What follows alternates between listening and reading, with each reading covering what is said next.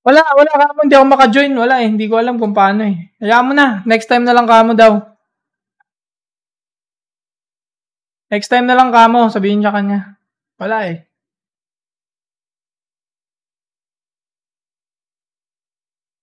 Ayaw eh.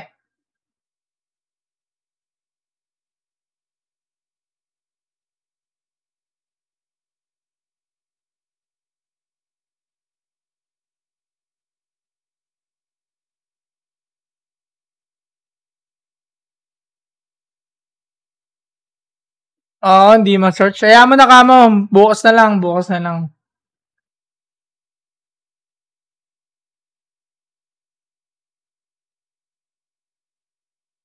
Hayaan nyo na. Hayaan nyo na. Naka-PC kasi ako.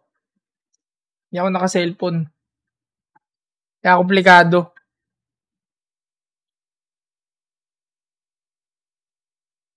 Next time na lang. Next time na lang kamo. Akit kayo dito. Tara, kwentuhan tayo. Sino gusto umakyat dyan? Invite tayo. Invite. Akit kayo. Agree ba kayo sa abortion? Usapan natin.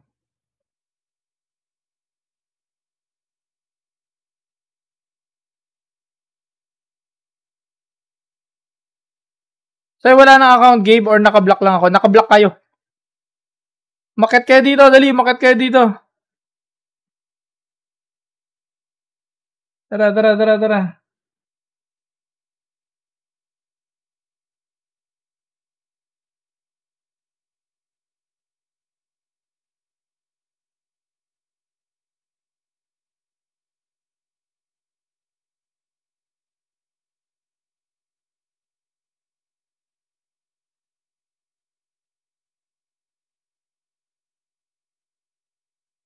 So, yung nagniniga ka ba?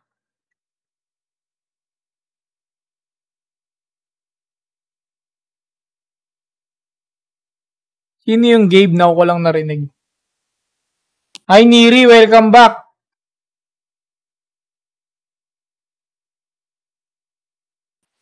Hello. Agree ka ba sa abortion? Ay, salamat. Idol! Soy, mayong buntag. Maayong buntag. Soy, lalang ko'y at sa iba. Ay, makasabot pag Bisaya sa'yo, no? Konti lang. Pero, soy. Sige. Soy, may itatanong na ako sa'yo, Soy. Since matagal na akong sa'yo, Soy, nagpa-follow sa, nagsubaybay sa mga videos mo sa TikTok. May tanong ako, Soy. Ano yun? Regarding po ito sa relationship ko kasi LDR kami, Soy, 4 months na. So, anong gagawin ko, Soy? Kasi hindi na niya nire-respeto yung yung mga chats ko. Kumbaga, binabaliwala niya na yung mga chats ko sa kanya. Tsaka yung ang update niya, nahihirapan niya siya magsalita ng Tagalog. Ano ba siya, Tagalog? Bisaya. Malinaw ka naman mag-Tagalog ah. Naiintindihan naman. Saka kahit barok Tagalog, okay lang yan. Hindi naman kita yun. Oo. Kasi nauutal ako pag nagtatagalog ako. Ano naman? Okay lang yun. Okay lang, basta maintindihan, no? So, anong ma-advise mo sa akin, Soy? Kasi ako ngayon, 23 years old na ako din. LDR kami ng karelasyon ko din. Yun nga, Soy, nga, hindi niya nire-reciprocate yung mga yung ginagawa ko sa kanya ba? Yung taga-saan ba siya? Nasa Cebu siya ngayon, Soy. Tapos ako nasa Davao. Nag-LDR. Ito last ng tama mo. Sa Pilipinas na kayo parehas.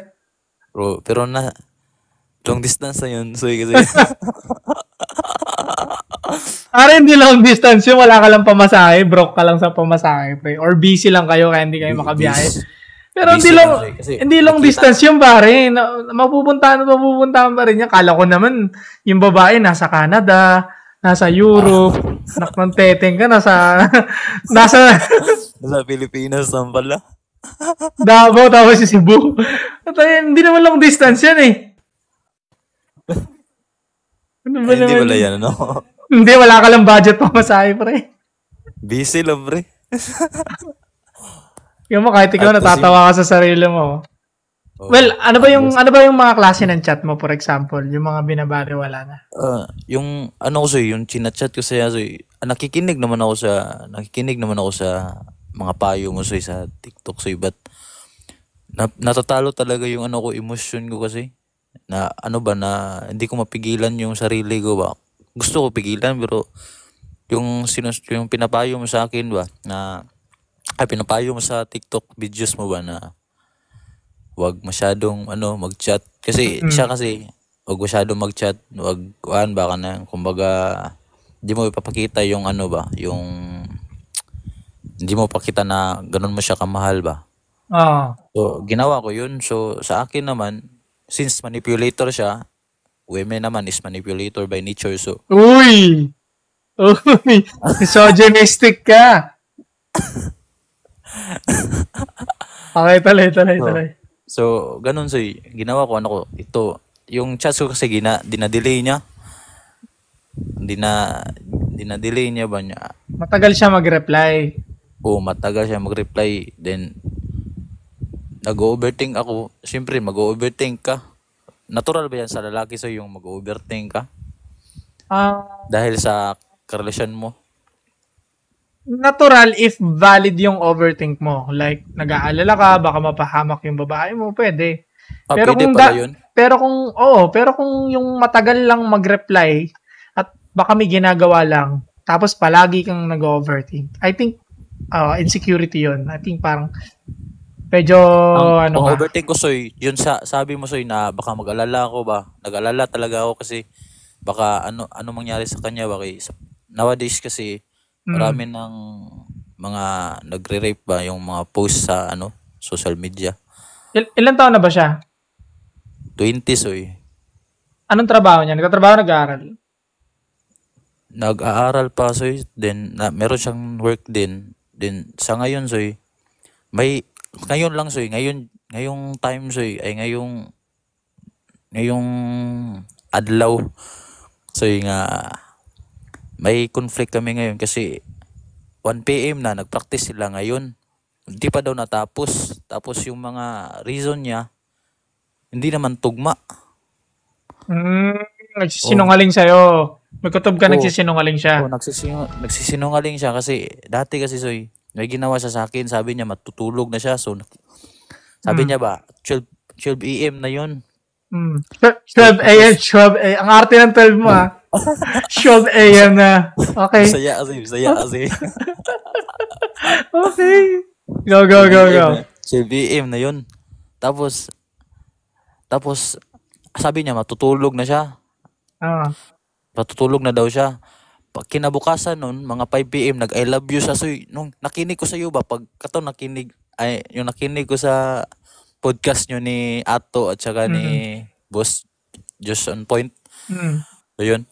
Sabi mo nga, pag mag-chat yung nakaka-overthink yung ba? Pag nakaka-overthink yung ba? Vitamil.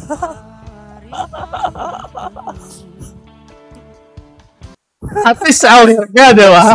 Relapse. Tapos ay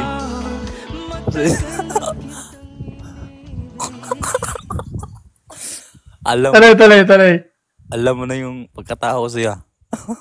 Hindi ako nagsabi.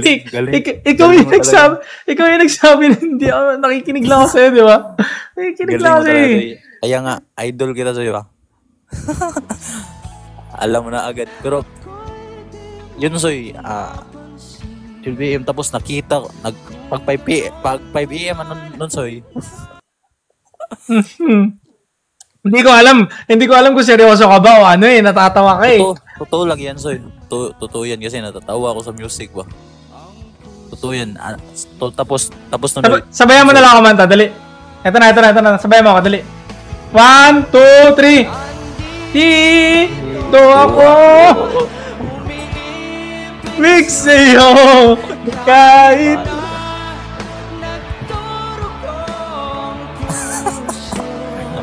Grabe yan, Soy. Relapse. Tapos nun, Soy, pag 5 AM nun, Soy, sinasabihan niya ako ng I love you. Yung podcast yun, overthink ko. Pag once niya I love you yung babae ng 5 AM ng umaga. Pucha ka. Madaling araw siya nag-I love you sa'yo, tas sobrang sweet. Oo. Ay, kakatapos lang. Kakatapos. Joke lang. Hindi naman natin sigurado yun. Kami, hindi naman lahat siguro sa'yo, no? Hindi naman. Kami, ano lang naman namin yun. Speculation lang naman namin yun. Pero hindi naman lagi 100% yung ganung bagay. Pwedeng kakagising lang niya, naalala ka niya, na-miss ka niya. Di ba? Pero ito, wait lang. Sa amin kasi based sa experience kasi namin ganun eh. Pagkatapos mabembang yung babae na one night stand, ganyan. Bigla sila nag-guilt sa mga boyfriend nila, bigla sila nag-I love you sa mga boyfriend nila. Oo, based on experience. Bakit ganun, Katabi ko pa dati, maraming beses ganyan. Bigla naglo-long chat sa boyfriend nila, ganyan. Kahit nababasa ko pa, hinayaan ko lang. Tapos kakain kami, ganun. Ganun pala yun, Soy. Hindi lagi again, hindi 100% yun Based on our experience lang naman. Biglang nagiging sweet sila dun sa boyfriend. Nagiguilt eh. Ganon. Tapos alam din naman nila na hindi namin siya seryosohin or what. Ganun. Pero again, hindi sigurado yun. Malay mo naman kagigising lang nun sa'yo. Diba? Pero ang hindi valid doon, is yung lagi kanyang matagal replyan. Kasi ang babae mabilis talaga mag-reply yan eh. Ang tamang dynamics nga, dapat yung babae yung hintay na hintay lagi sa reply mo. Okay. Or baka hindi ka sobrang busy kasi. Ako sa sobrang busy ko maghapon, minsan nakakapag-reply ako sa babae parang mga gabi na, alas 10, alas 11. Kaya nagagalit sa akin, ganyan. Minsan nagtatampo, ganyan. Bakit ang tagal ganito, ganyan. Busy. Wala. Wala. Ganun talaga. Kasi nakakatamad naman kasi talaga mag-reply. Nakakatamad naman talaga mag-chat. Sa totoo lang, nakakatamad. Kaya hindi ko alam kung bakit sipag na sipag ka mag-chat. Ako tamad na tamad, kabaliktaran mo ako. Especially kung kumain ka na, anong gawa mo, yung ganun-ganun sa babae. Wala na ako sa ganun, tamad na ako sa ganun. Pero ikaw naintindihan kita kasi 23 ka pa lang naman. Diba? Oh. Pero Soy, yung mga sinasabi mo sa TikTok videos mo, Soy, hindi ko naman yun sinusunod. Nadulas ka na. Hindi ko naman yun sinusunod, sabi mo. Nadulas ka na, okay lang. Yan ang resulta kasi hindi mo sinusunod. Yan ang resulta. Masyado. Yung Soy. Pero may katanungan ako sa'yo, Soy. Sana lang. Teka lang. Tungkol pa rin ba yan doon sa girlfriend mo? Hindi na. Based to sa Soy. Based to sa relationship talaga kung paano mag-i-exist ang LDR ba? Sa panahon ngayon. Hindi ako naniniwala dyan eh. Prangkay na lang kita. Hindi ako naniniwala sa LDR talaga. Nabubullshitan ako sa LDR. Napakalaki ng chance mag-fail ng LDR. So, para sa akin, ang hirap mag-invest sa isang bagay na alam mong ang laki ng chance mag-fail. Parang halimbawa sa negosyo, di ba? Gusto mo bang mag-invest ng panahon mo, ng oras mo, ng pera mo sa isang bagay na alam mong ang lakas ng chance malugi? Parang para saan, di ba? Ang dami namang babae sa malapit sa'yo, di ba? Ayun yung problema eh. Yung mga babaeng malapit sa'yo, ang hirap pa masustain minsan. What more LDR pa? Iba pa rin yung nagkakaroon kayo ng connection sa balat, skin to skin, di ba? Yung talaga nakikita kayo, nagbabanding kayo. Masasaktan nyo lang sarili nyo sa LDR. Marami nagwo-work, meron, yes. Pero para sa akin, 1 to 10, 1 or 2 lang nagwo-work dyan, 8 nag-fail. Nasakitan lang kayo dyan. So, tanongin natin si Niri. Niri, ano masasabi mo doon sa LDR? Narinig mo ba yon? Ay, hindi rin ako naniniwala dun eh. Ako rin, hindi ako naniniwala dun. Bakit? O, ikaw muna, Niri. Susunod, ikaw si Kinot. Ikaw mag-explain. Ikaw muna, Niri. Ano yon? Sige. Kasi, para sa akin, para mapalalim pa yung relasyon yung dalawa, kailangan nyo ng interaction and mas okay kasi na nakikita mo sila sa personal kaysa yung puro lang tawag, puro lang video call, ganun. Tama, tama.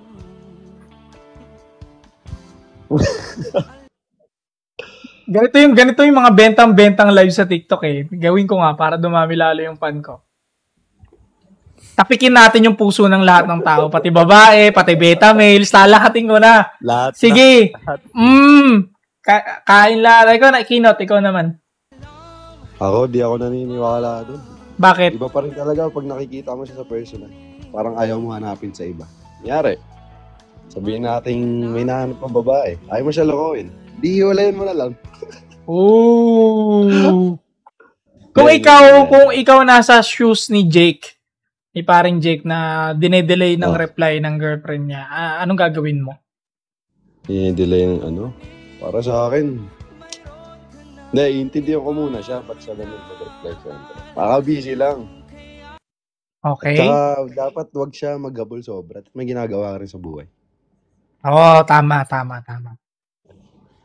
Hindi, yun nga yung ginagawa niya sa buhay, magabang ng reply. Ayun lang. Mali yun, pre. Huwag mo lang bubuhos lahat. Oh. Mahal mo pa rin sarili mo. I think Jake, parang kailangan mo talagang daanan itong mga ganitong bagay. I think ganun talaga. Parang normal lang. Kasi parang lahat naman dumaan sa ganyan. So, as of the moment, enjoy mo lang. Enjoy ka lang, di ba? Whether kung mag-work yan o hindi, enjoy mo lang both, di ba? Yun lang naman. Oo nga, Soy. Pero, actually, Soy, nagtatrabaho naman ako, Soy, then meron din akong, aside sa trabaho, meron din akong hobbies na mag-gym. So, nakikita ko sa yung post, Soy, nga, nag-gym ka rin. Ano bang workout plan mo, Soy? Hindi naman ako eksperto sa gym. Sa totoo lang. Katawan ko pang basketball lang. Di naman ako pang bodybuilder talaga. Gusto ko Pero lang may abs na. Oo. Gusto ko lang nagpa-function yung katawan ko na mabilis. Mabilis akong tumakbo, mataas ako tumalon. Yung ganun. Kasi mahilig ako mag-basketball talaga. Grabe yung Soy, grabe yung progress mo, Soy, no, sa physical mo. Kasi dati mataba ka, ngayon sobrang fit mo na. Lahat naman yan natsyatsaga basta popokosan lang diba? Lahat yan. Kung kaya natin, kaya din nilang lahat, diba? Ilan naman yun. So, Soy, may tanong ako sa iyo. Paano ba? Ano bang way? May bayad na yan, ang dami na. Anong way? Ano bang way? Ano bang way para maging better sa buhay? Actually, nasa tamang daan ka naman 23 ka, may trabaho. Nararanasan mong baliwalin ng babae. I think nasa tamang way ka. Kasi yan talaga yung nangyayari talaga sa 23-year-old. 23, 25, parang yan talaga. Nasa tamang way ka naman. Tapos nag-gym ka, pagpatuloy mo lang. Yun lang masasabi ko sa'yo, pagpatuloy mo lang. Tapos yung sinabi ni Kinot kanina na kung gusto mo magmahal, pwede naman, pero wag mong todohan kasi baka ikasira mo rin yan. Yun lang naman. Pero as long as I think nagpapapawis ka naman, kahit magmahal ka ng todo, hindi ka naman mawawasak. Kasi may mga mapaglilibangan ka naman after ng breakup. No? So, wag mo masyadong abul-habulin yung reply niya kasi lalong may irita sa'yo yung babae niya. Ayaw ng babae ng gano'n, yung nangungulit. Gusto ng babae sila yung nangungulit sa atin. Kasi ngayon, Soy, wag na lang. Baka may bayad na. Hindi, joke lang yan. Ano ba yan? Last na yan. Sige, salitin mo na. Dali. Ano ba yan? Baka, grabe yung Sabayan mo muna kumanta. To ako, kanta, dali. Umiibig sa'yo. Gitar lang ako. Paris. Pwede na ba ako maging si Will ng TikTok? Pwede na yan. Pwede na. Maraming salamat sa pagsama tonight this morning, Jake. Mapakit naman tayo ng ibang tao. Thank you. Okay, salamat. Ay, may tanong ako. Oh, yeah. Sige. Ako din. Ay, sige. Bato pa topic kayo. Sino mauna? Ikaw muna. Ladies choice Sige. Mayonnaise? Hindi ko alam Siguro lang may nasabi lang akong mali. Kasi sabi ko dun sa isang video ko, generally, based sa experience ko, yung babae is emotional mag-isip and yung lalaki logical. Mm. Naniniwala ba kayo sa ganun? Or Ikaw muna. parang Anong stand mo doon? ako? I mean, feeling ko emotional din naman yung mga lalaki. Pero kasi sa una, From the time na sinabi mong feeling mo, from the start na bago ka mag-explain, feeling ko it says a lot, Oo. 'di ba? Yun nga parang para sa akin, hindi naman sa nila lahat, pero generally speaking in most cases, yung babae kasi sa una talaga, magbe-base yan sa pakiramdam nila. Oh, kasi for example, like what I said, umpisa pa lang ng sentence mo, feeling ko ganito, ganyan. It says a lot already, 'di ba? Kung paano ka nagbe-base kung saan, which is feelings. Kasi nasa umpisa pa lang ng sentence mo, 'di ba? Feeling ko ganito. Ang lalaki kasi mostly pag nagsalita yan, I think, tingin ko ganito, tingin ko ganyan. Bihira lang sa lalaki yung feeling ko, hindi kami masyado gumagamit ng ganun. Huli agad, 'di ba? Yung sabi sa comment section. No? Kasi ganun talaga sa mga babae, which is wala namang mali. Hindi naman mali 'yun. Kasi ganun talaga tayo binuo ng Panginoon. So, ako naniniwala din ako sa sinabi mo na ang lalaki is more on logical, ang babae is more on feelings. Kaya nga yin yang tayo, 'di ba, pag nagsama tayo.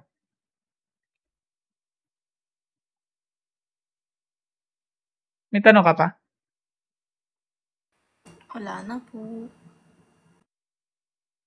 Ako, meron. Ano 'yan? Naniniwala ka pa ba sa kasal? Ako? Oo. Oo naman. Mm. Pero hindi ako magpapaksin. Ako din eh. Naniniwala naman ako. Kung siguro kung bibigyan ako ng lahat ng hinahanap ko sa isang babae, why not? Tama. Pero kasi Kasi ang yung iba, go. kasi yung iba, parang, di ba, ang dami na hindi naniniwala sa kasal, ganyan. Mm. Parang feeling ko, napapanood na lang yun. Kasi kakaiwalay lang na ito, ay, di na ako maniniwala sa kasal. Parang, ano mo yung parang sinusunod nila yung TikTok, mga trends. Ganyan. Parang doon sila nadadala. So, ako naniniwala pa rin ako. May bala ka magpakasal sa future? Future? Siguro meron, kasi wala ako sa Pinas ngayon. Hindi ako nakatira sa Pinas. Oh, wag niyo isara yung pinto sa sa pagpapakasal kung gusto niyo, lalo na kung religyoso naman kayo both, why not? Diba? Ako hindi. Ikaw, Tito P, may naniniwala ka ba sa marriage? Yo, Soy. Kilala mo ba ako? Oo, si Tito P. Oh. Sa kasal, kasi ano ako INC ako, di ba? INC ako, pero depende talaga kung pwede siguro magpakasal pag siguro talagang na-meet mo na talaga yung preference mong sa buhay mo. Pero hanggat hindi pa, wala, focus lang muna talaga sa sarili. Kumbaga sa akin yung wala, andyan lang naman yan Totoo. I think tayong mga rational na medyo ayaw na magpakasal. Medyo, no? I think pwede pa rin naman kaso nga lang, mas mataas na yung natin. Yung parang standards natin kasi medyo risky nga rin magpakasal, diba? Lalo na sa generation ngayon, diba? Iba na talaga ngayon. Hopeflation ang taas Oo. Diba, lalo na ngayon, ang dami na talagang strong independent woman na, alam mo na. Uy, may natatawa, mga may kontra. Uy. Ako kasi, medyo iwas na ako sa mga ganong mga Kasi ang preference ko ngayon na babae, yung nanay type. Anong nanay type? Mga nanay natin, yung housewife lang, yung pambahay lang ba? Uy, misogyny si Tito P, guys. Gusto niya yung babae, hindi nag-work, ganito, ganyan. Old school type. Kasi ako, mas gusto ko ako yung provider mo. Para wala nang sumbatan. Bagay. Ikaw, Sai, anong ayun, ito na. Ito na, mga may gera. Okay, Sai, ano masasabi mo dun? Well, kung sa akin naman, mas I mean, independent naman ako. Kaya ko namang magtrabaho para sa sarili ko at para sa magiging pamilya ko. Pero mas prefer ko din na na parang yung nanay type din kung magiging wife man ako. Pero Yung kung kailangan ko namang mag-work para mag-provide, okay lang din naman. Pero mas prefer ko yung nanay type na sinabi ni Kuya. Ilan taon ka na, Sai? 27. Just kidding. Parang nag-isip pa. Nag-isip. 27. 27. Parang nag-isip pa eh, no? Oo, ganon. Pero, yun kasi ang mahirap eh. Yung, alam nyo yun, yung porket, yun yung mahirap. Yun yung mahirap kapag ka-independent ka. Bakit? Kasi, parang ang makikita lang sa'yo palagi ng mga lalaki is, kaya niya yan, kaya niya sarili niya. Alam niyo yun? Hindi ka nila, alam mo, kahit naman independent ka, kailangan mo pa rin ng magbe-baby sa'yo. yung ganon ba? Hindi mo mapapalambot ka pa din. Okay. Yung ganon ba? Yung tipong kaya kang protektahan at providean ng kailangan mo. Yeah. Kagaya ni Tito P.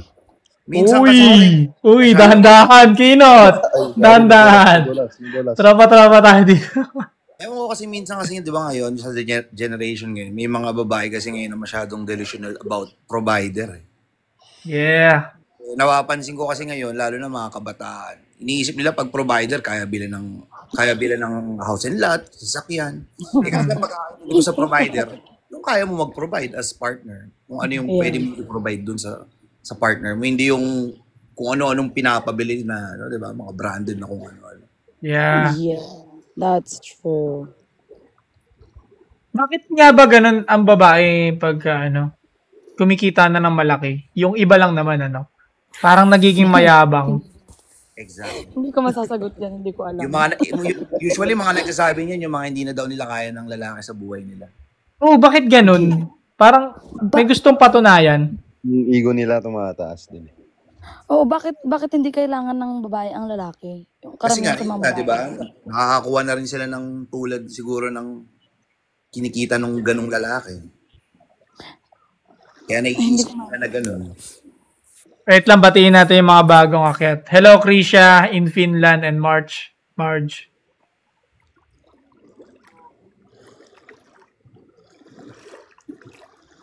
Ano yun? May tubig. Hello. Nasa ilalim ka ng tubig, Marge. Nagsuswimming. Hindi. Ilamos pa ata.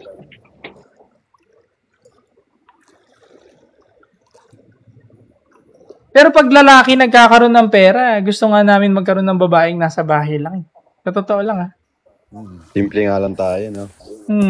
Sana all. Gusto namin kasi, di ba, pag mapera na kami, yung housewife namin, di ba, nasa bahay lang. Housewife nga eh. Bilang Uwi namin. Oo. Dadagdag lang ako. Tapos, sige. di ba, speaking of, gusto natin ng mga katulong yung sa bahay lang, yung Uy, pagsisilbihan. katulong. Hindi naman, ito nga yun, minsan yung mga babae, ganyan sinasabi nila, hindi maghanap kayo ng katulong. Ayan. Go. May mga ganyan eh, hindi maghanap kayo ng katulong, ganun, yun pala gusto niyo eh, katulong hanapin nyo, ganun yung naririnig ko sa iba eh. Tingin ko, parang wife material, ganun. Di ba yung lalaki nagtatrabaho, ganyan, kumakayod. Parang sa babae, kailangan nyo na lang galingan sa bahay. Maglulutuan niya, pagdating mo ng trabaho, galing trabaho, di ba? Yeah. Pangarap ko yun Bakit? Yung tipong pag-uwi mo, isusubo ka na lang. No? Uy! Uy. Sensitive ang TikTok. Easy. May tanong ako. Go. Bakit sinasabi niyo wife material lang? Yung wife material is yung sa paningin niyo is yung housewife lang, nasa bahay lang. Hindi ba wife material sa paningin niyo yung kaya din mag-provide? Okay, ang una kong pasasagutin si Kinot muna. Kinot, ikaw muna sa magat. Ako? Bakit?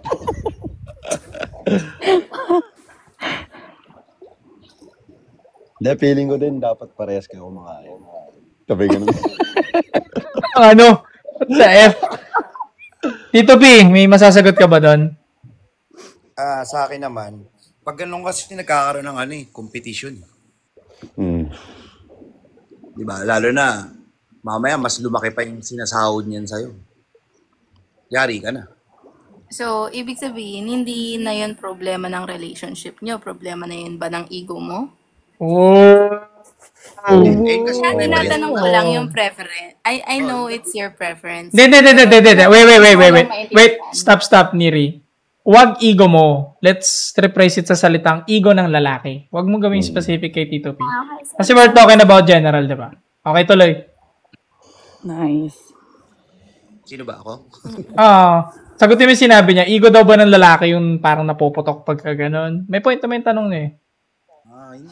Hindi naman siguro. Pero kasi para sa akin ka talaga, yun lang talaga yung preference ko. Pero kung ayaw mo naman, edi wala. Next na lang. Kung ayaw mo ng ganun. Basta ako yun yung gusto ko. Kung ayaw mo ng ganun na nag-work ka rin, edi di talaga tayo magkakasundo. Pwede siguro sa akin, business partner tayo. Ayan, pwede yan. Tama yan. Kung business partner tayo yun, pwede magtulungan tayo sa ganitong business. Pero yung ayaw kitang pagtrabahuin ng 8 hours, 9 hours. Kasi ngayon, lalo na ngayon, talagang wala na akong tiwala sa mga kasi pwedeng prone din sa cheating. Mamaya, doon pa yung katrabaho niya pa yung, di ba, pumorma doon. Kaya dyan ka na lang muna. Easy ka na lang dyan sa bahay. Ako nang bahala. Spicy. Amen. Amen? Amen. Amen, Tito P. Amen. Ano yan? Sino nagsalita? Ano yan? Go, Krisha. Go, Krisha. Ahon ka muna sa tubig.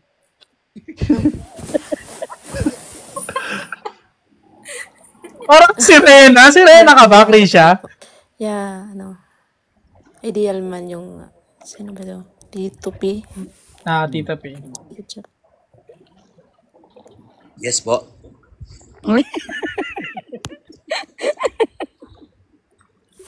Go.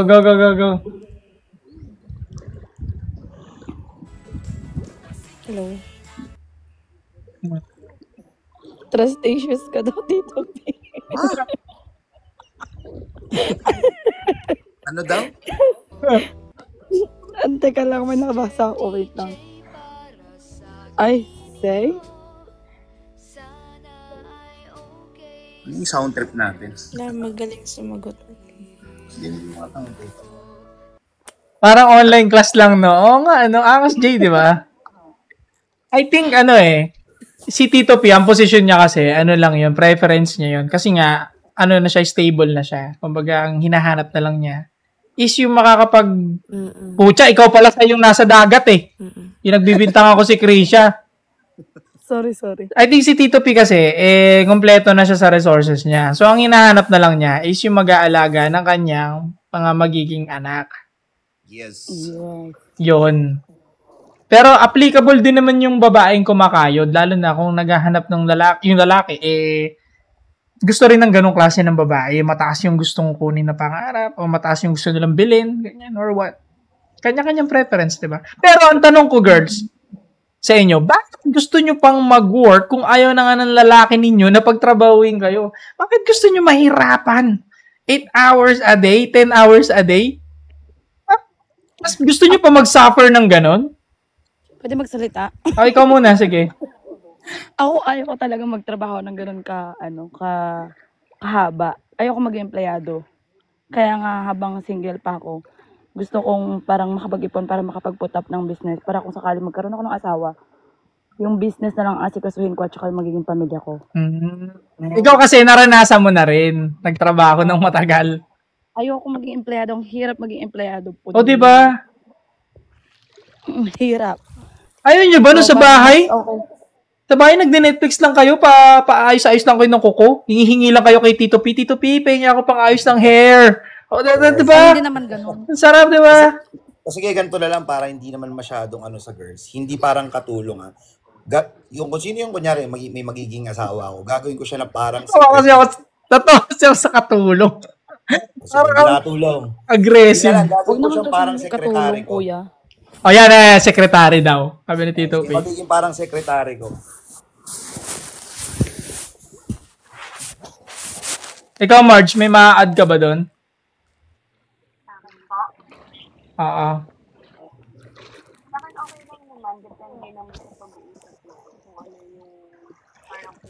Ko, like for example, ako kasi sobrang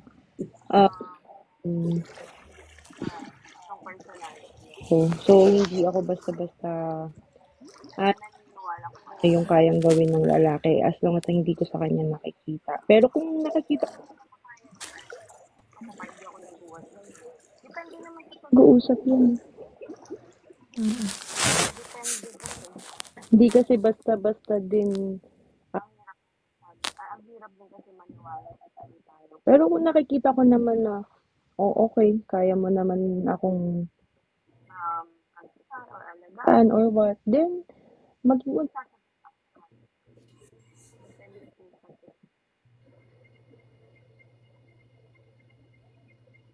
Medyo malabo yung mic mo, Marge. Oo, medyo humihina. Hello, ayan. Medyo humihina talaga. Add pa tayo isang lalaki para 3v3 kayo. Rambo lang kayo dito. Oo nga, lugi kami. Dalawa lang kami. Smackdown kayo. Smackdown. Strength type naman ako eh. Strength type mo. Tank type. 3v3 kayo. Rambo lang kayo dito. Paalang ako ni Tito P. Okay na.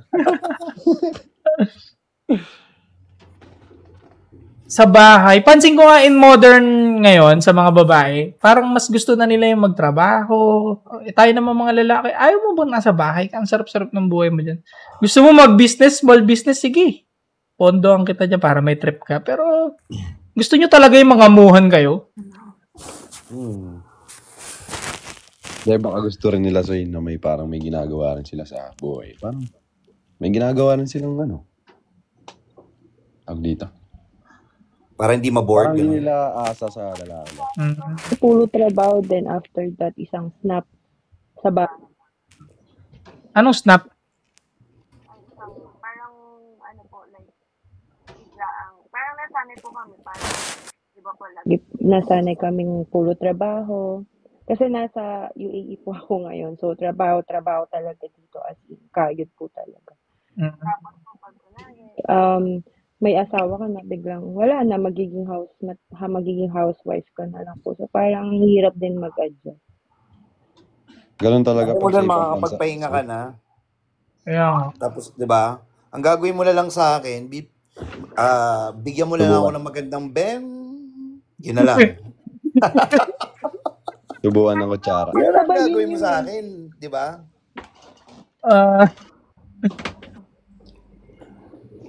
Tayo nag-guess ko dun si ate nasa UAE. Ganun talaga pag nasa ibang bansa. Parang bigaran sana na parang bigla kang titigil na sa trabaho. Kasi hindi ka lang 8 hours nag-work dito kahit nasa bahay ka, tatawagan ka ng amo. Pag on-call ka, lalo na pag on-call. Sakto, papunta rin ako ng Dubai bukas. Uy! Yun kasalubong. Uy! Nandito ako sa Pinas, actually, hinahanap ko nga kay ni Josh nakaraan kaso 12 days lang ako dito, so bukas pabalik na ako. Okay, mag-iingat ka, tol. Bala ko rin sana puntahan kayo, kaso kakabalik ko lang ng Hong Kong. Ano ako, Soy? Tawag dito. Sorry. Ano ako, Soy? Pinsan ako ni A. Sorado, yung ni Ato. Si Atty. Ace. Oo, pinsan ako. Oo. Mabait yan, pare. Pinsan mo pala yun. Oo. Napapanood ko kayo lagi. Lagi ako, at lagi, pre. Lagi akong nanonood dun sa yung podcast niyo. Thank you. Ako, Soy, alam mo ba dati? Sobrang nice guy ko. Napanood kita, 2021 ba yun? Naging bad boy na. Di ba yung bad boy na masama? Ganyan. Parang kaya mo lang umalis sa Parang kaya mo lang basta. Mas napaganda buhay mo, di ba? Sabi sa'yo eh. Mabalik tayo sa mga girls. Ano na? Ayun na. Ilan na ba tayong lalaki dito? Tatlo na kayo. Ano ba yung nagsabi? Sino may tanong? Wait, sino may tanong muna? Ako. Ano yan? Wala to sa topic. Ano yung sinasabi ni Gabe na na struggles ng mga babae. Doon, umaas ng babae din kasi ang putik. Kahit siya, hindi rin naman niya alam yun eh. Yung pinagsasabi nun. Seryoso ako, hindi ko talaga alam. Teka lang, bro, ano lang ako. Ano ba si Gabi? Ano ba yun, lalaki o babae ba yun? Lalaki, may anak siya eh. Sabi niya. Pero parang mukha siyang tomboy, di ba?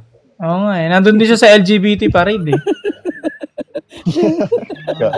Proud na proud siya, charot. Yung mukha talaga siyang Pero hindi tomboy, niya kumuha seryoso. niya nga si ano eh. Sino Jake ba yung Cyrus. singer? Oo. Ano ba yung sinasabi niyang ano ba yung sinasabi nilang struggles ng mga babae? Hindi naman niya in-specify. Basta binanggit lang niya dun sa debate nila na na about sa clothing, kung nakakabastos ba ito ay mas nakaka-attract ba ito ng mga bastos na lalaki. Pinagtatalunan nila. Tapos bigla lang niya binato, ikaw ba alam mo ba struggles ng babae? Bigla niya binato ng ganun. Parang out of context. Di ba Baka parang tomboy ang siya. labo? Malabo talaga. Ginawa niya lang yun para kampihan mo siya. Para ma-attract niya yung mga babaeng may struggles sa buhay. Kahit irrelevant. What the heck? Yung ba yung nag-aya sa'yo nung boxing? Yung ba yun? Ako nag-iya sa kanya, ayaw niya. Ako na lang makikipag-boxing doon, boy.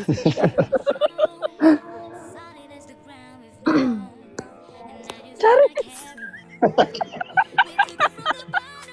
Biglang pinanalo. Thank you, guys!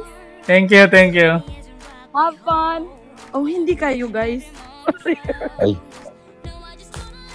Ako sir, may dalawa akong tanong. Ano yan?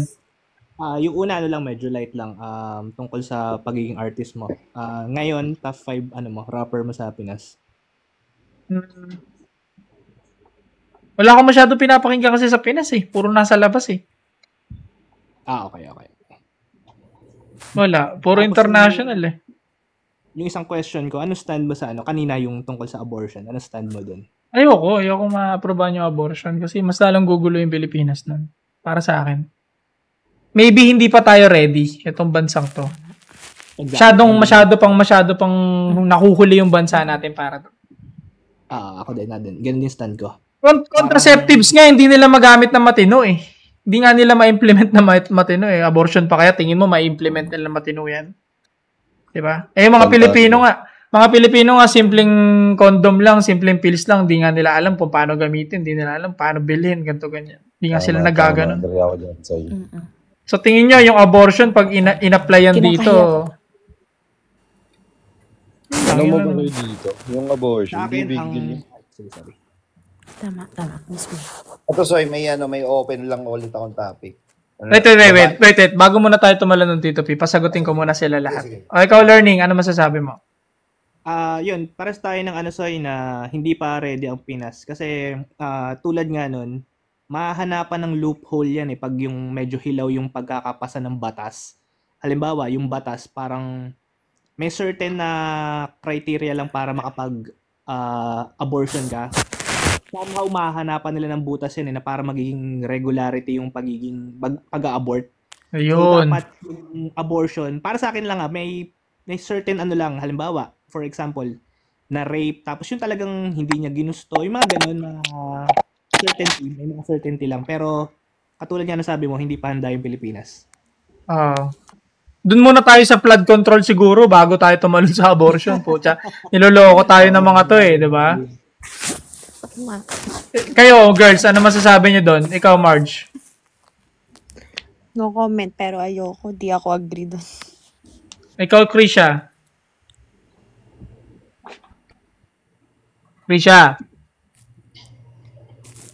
Swimming pa ata. Tama. Unahin muna natin siguro yung flood. Ano yan? Para ka nasa loob ng para ka nasa loob ng trash bag. Kanina nag-swimming, Krisha, para ka nasa loob ng trash bag. Yung may plastic yung tumutunog. Ano yun?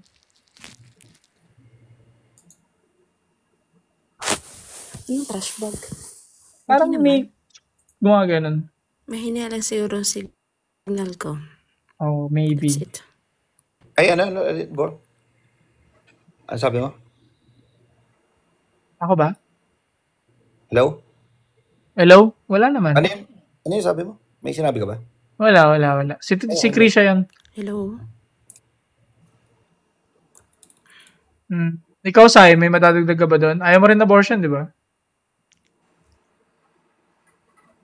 Yeah, ayoko din. Kasi magiging irresponsible yung mga kabataan eh. Kaya nga eh. Tama. Bakit may abortion na parang alam niyo yun, yung parang, dali na lang yun. Ako po, Simpleng contraceptives nga, hindi magawa. Totoo. Kaya pa nilang bilhin, let's check. Ikaw, Neri, anong masasabi? Ikaw daw, Neri. ang ating independent woman. Ay, hindi. Sa akin, pro-abortion ako. Puro ka? Bakit? Oo, kasi, yung sinabi nyo, tama naman yung sinabi nyo na parang hindi pa ready kasi may posibilidad na ma-abuse yung abortion, lalo na sa mga nonsense reasons. Pero ako kasi pro-abortions, lalo na sa mga medical, mga grapes, ganyan. Parang okay lang sa akin. Yun lang nga, may possibility na parang pwede siyang ma-abuse ng mga kabataan ngayon. If for medical concern siya, bakit hindi na lang cesarean? Based on studies, mas safe daw yun compare sa abortion. Mas safe yun sa babae. Depende kasi sa sitwasyon eh. What if it's a 10-year-old girl? Would you rather like her to go through cesarean, i-cesarean siya kaysa uminom ng pills? 10-year-old girl na nabuntis, ganon? Hindi ba mas lalong delikado yun sa 10-year-old girl na i-abort? Ano ba mas safe doon? Di kasi ako doktor eh. So, bigyan nyo nga ako ng knowledge. I mean, kasi syempre kapag nag-CS ka, hihiwain kasi yung sa tiyan niya eh. So, parang mas risky dun sa bata kaysa yung sa early pa lang, inom na lang siya ng gamot and then para siyang mapa-flush, Pero hindi ba yung binigay mo na example na 10-year-old girl parang sobrang rare naman siya na pinakasobra pa? Hindi ba? Sige, gawin nating 13 years old. Kasi mostly ng parang 16 and above na which is kaya na ng cesarean. Kasi yung mga 13 and 10 and 12, I think sobra sa pinaka-rare pa na mangyari yung gano'n.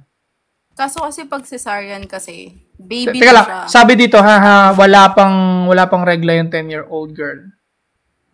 Sabi daw, extreme cases yun. Sige, gawin nating 16 years old. Pero, bakit for rape victims, bakit mo paaantayin na maging baby yung kasi kapag nabuntis ka, 'di ba? Una cell pa lang siya, fetus. So as much as possible, hindi naman kayang isesaryan yung ganong kaliit. I see. Din ata, Soy. Expensive din ang cesarean compared sa iinuman ng gamot. Pero may mga public hospital, 'di ba?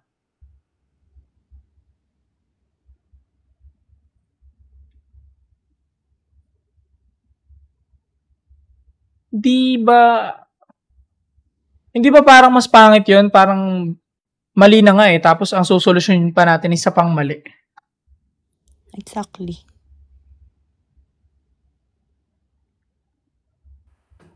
Hindi naman siya naging mali kung victim siya di ba? Kung hindi naman talaga niya ginusto in the first place na mabuntis siya. Okay, fine. Victim na yung babae. But my last argue on that, yung baby is another victim din. Paano yun?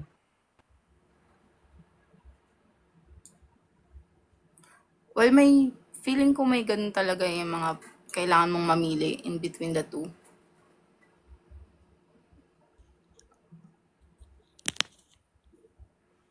Kasi for example, sabihin na natin 16 years old. Pero abuse siya, victim, rape victim, abuse din, hindi lang basta rape. Sexually, physically, mentally abused. So it means may trauma na siya.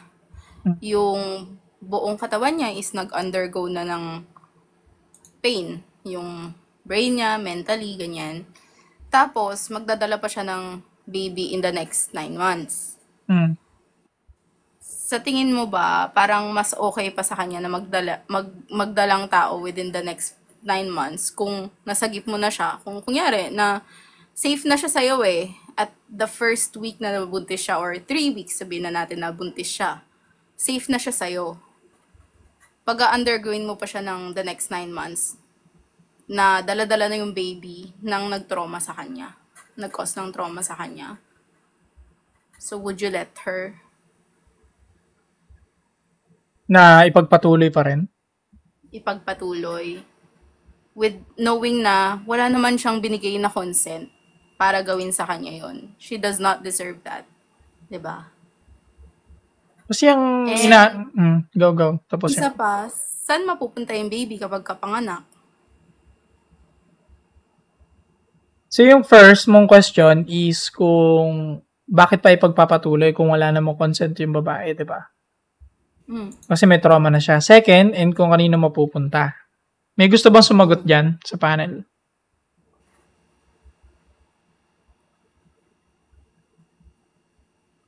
Kasi si Neri, siya lang yung pro dito. And then, the rest is against.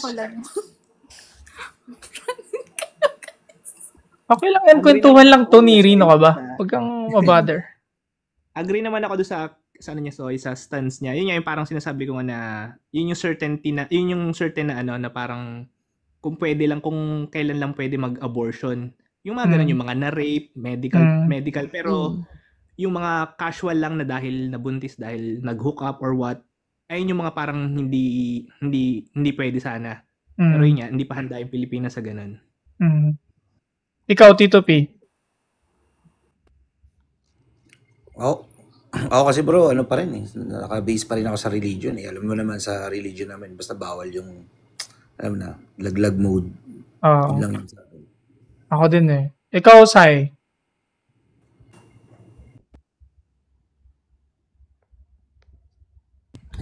Ako ba?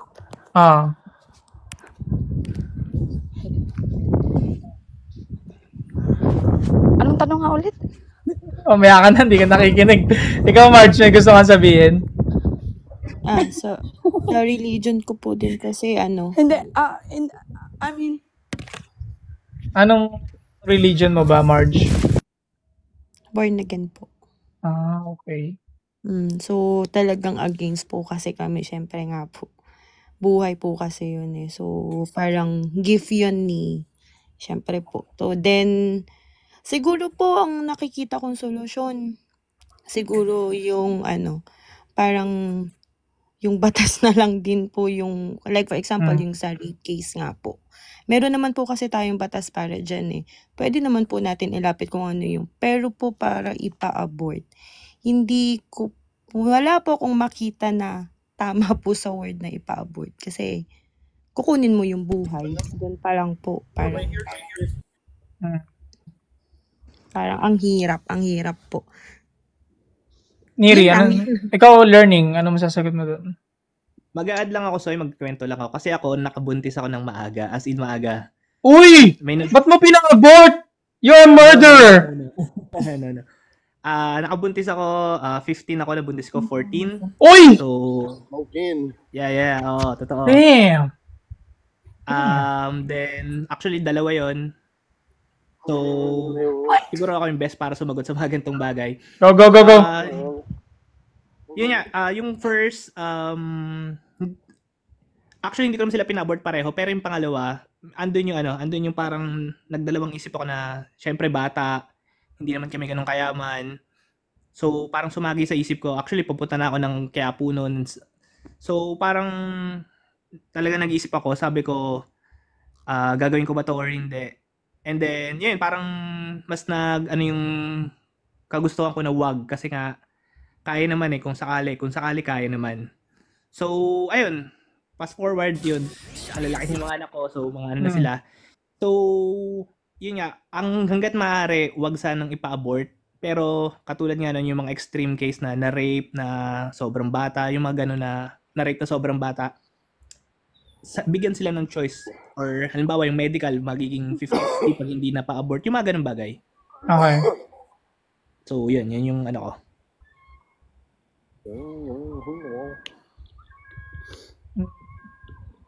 Sa akin, ganun kasi stand ko eh.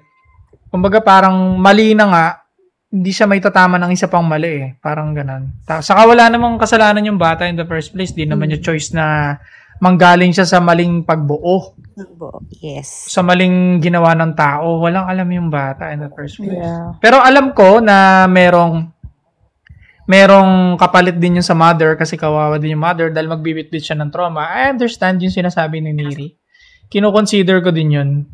So, yun nga, medyo mahirap, tough decision to kung sakaling mapupunta ka man sa ganong sitwasyon.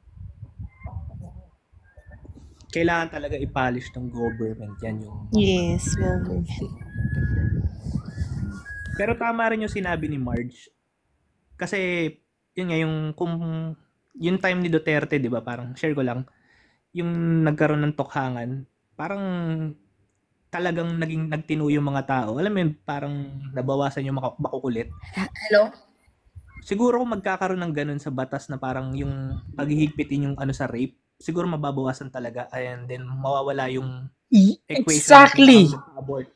Yes. Wait, tatumpak mo. Ang pinupunto kasi ng abortion kung ba't gusto nila ipasa is dahil doon sa mga na rape na nagawa ng mali.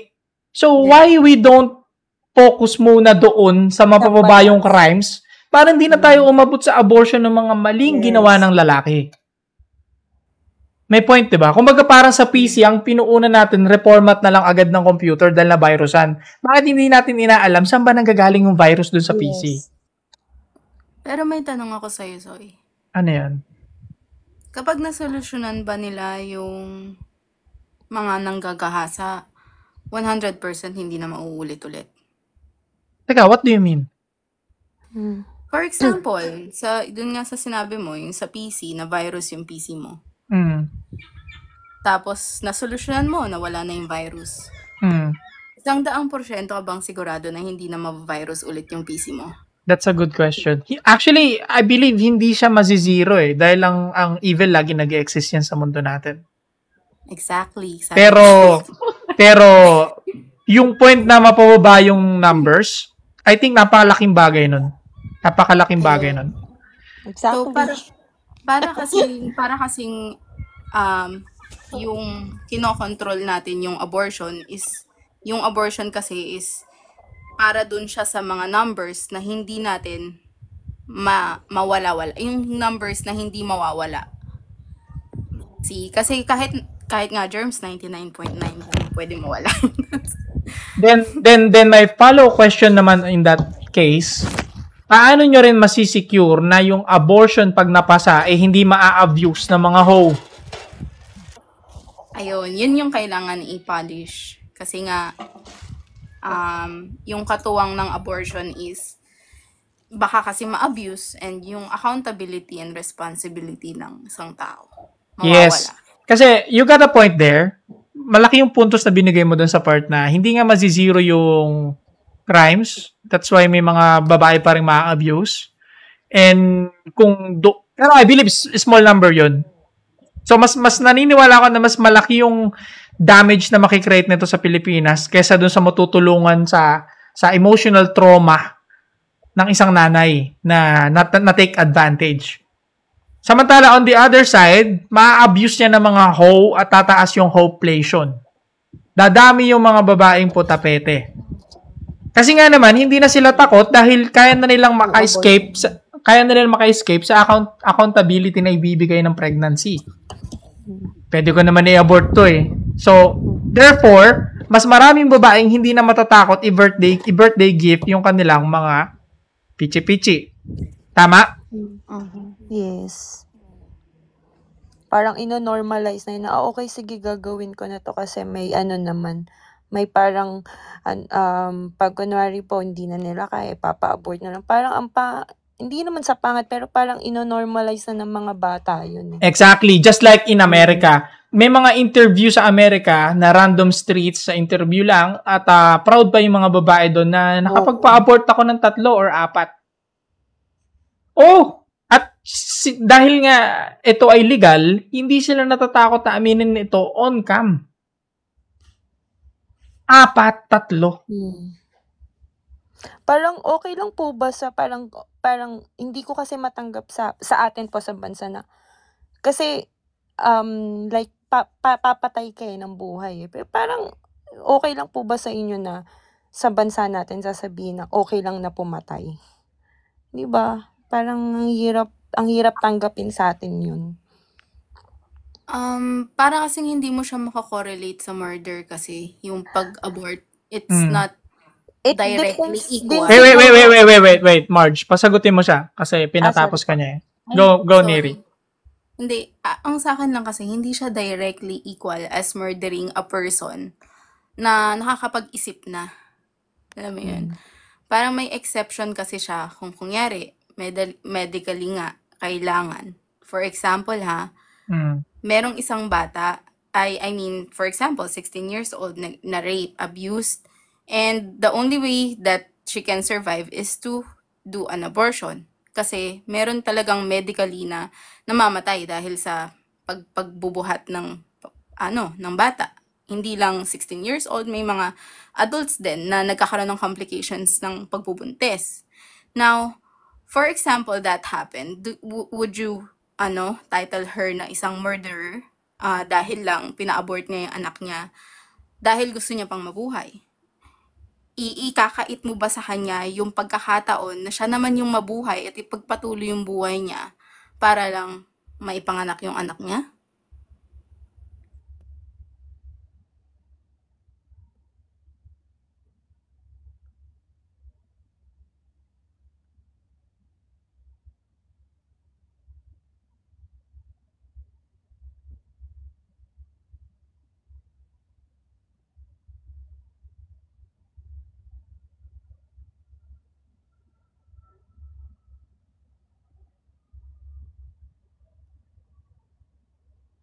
Sabi mo kanina, Neri, abortion is not a murder, right? Para sa akin, hindi siya equal as murder. Dahil hindi pa siya tao. Hindi naman sa hindi pa siya tao, pero yung murder kasi, paano ba? Kapag nag-murder kasi, kunyari yung isang kriminal, nag-murder, may mga basis kasi yun kung bakit nila masasabing murder. Kunyari, galit ka ba sa taong yun, kaya mo pinatay? Gusto mo bang mawawala yung taong yun? So meaning you says, if I stab someone and then hindi naman ako galit sa kanya, that's not a murder. And then I don't have any intention. Wala. Hindi, as in trip ko lang. Bakit mo siya sinasak? Ito nga yung kontra ko dun sa tanong mo eh. Kasi sabi mo, if you don't have intention and then wala kang hatred towards to the person and then you just randomly stab the person, just like what happened in UK, nangyayari ngayon sa UK, everyday mataas yung stabbing incident nila. Just for no reason. Mostly, wala talagang reason. As in, trip-trip lang minsan.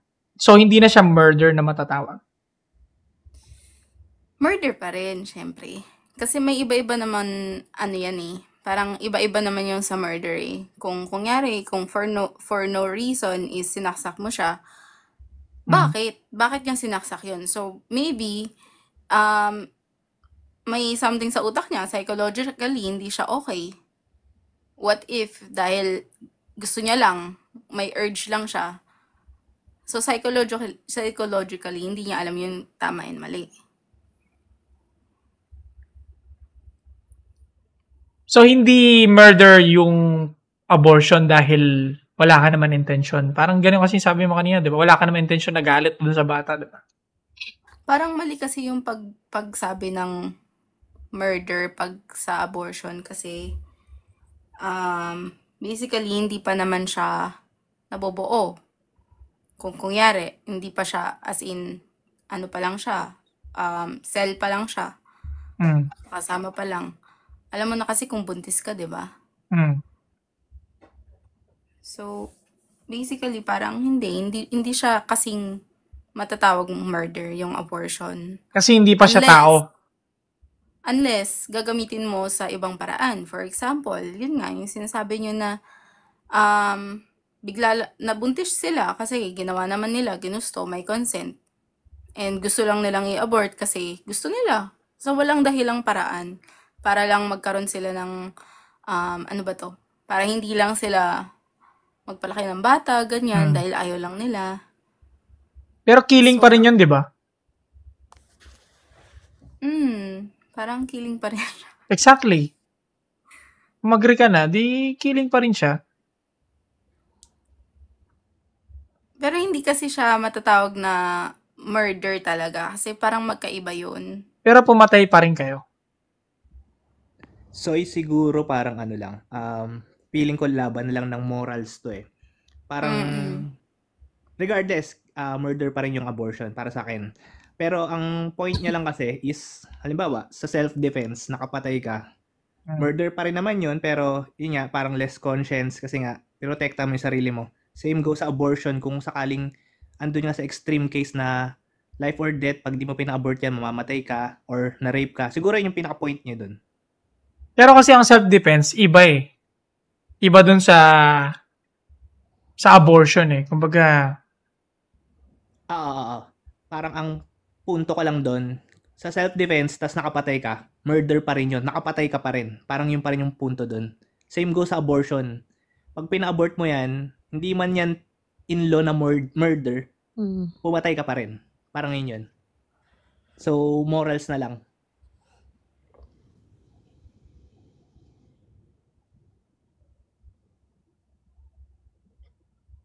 so agree kayo na ang abortion is a killing Ako, of a human being. Yep, oo. Yes. Siguro, kung magpapa-abort ka, kailangan mo na lang din talagang tanggapin yun. Na, I mean, kung sakaling mapasa, tapos extreme case, nakapatay ka ng tao. Tatanggapin mo dapat sa sarili mo yun. Hindi mo pwedeng sabihin hindi siya murder.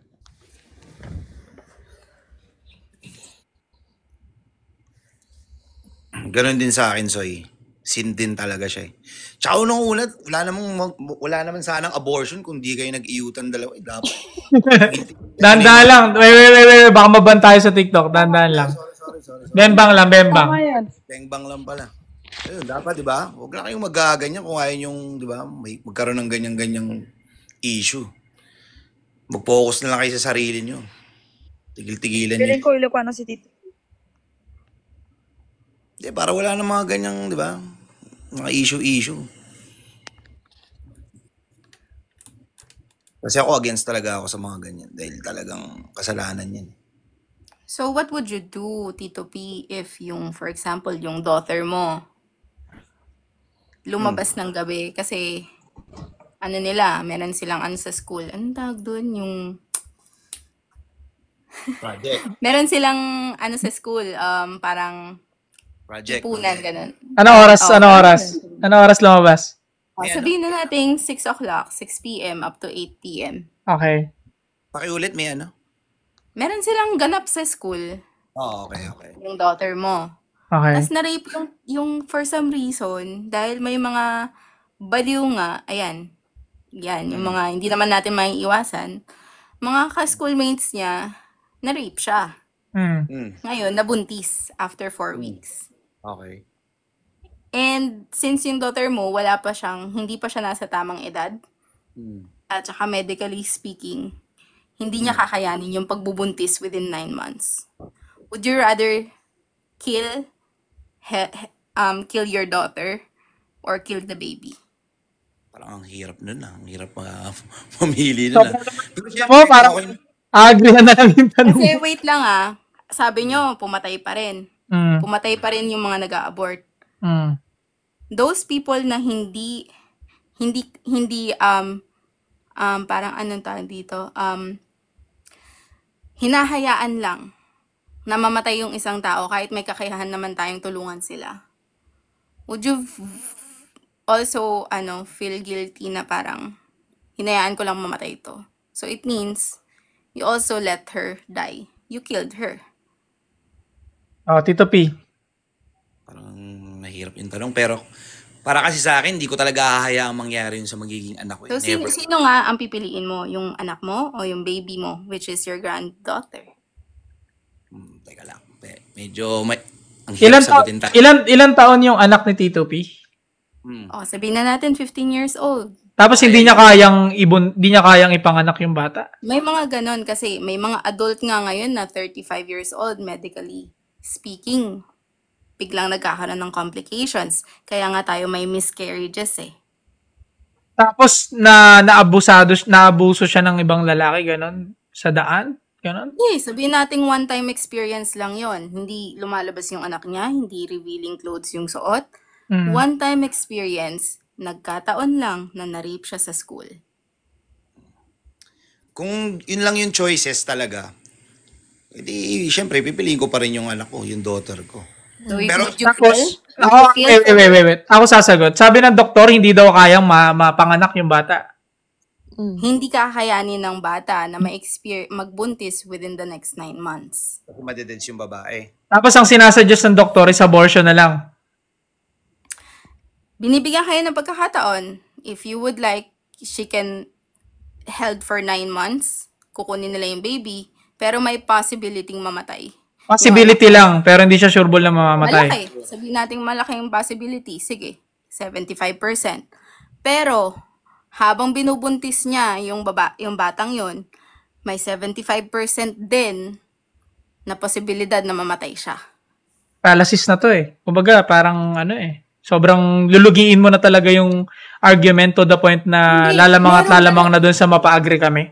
Kasi yung scenarios kasi, sobrang exemption to the rules minsan, to the point na sobrang minority niya, yung binigay mong conditions na parang, hirap nga sagot. sige, let's say nangyari nga ito. Pag didesisyonin ko yung anak ko. She wants to live. Then, it happens Yun ang susunod, buhay niya yun eh. So it means na uma-agree kayo na okay lang yung abortion. Hindi ako agree.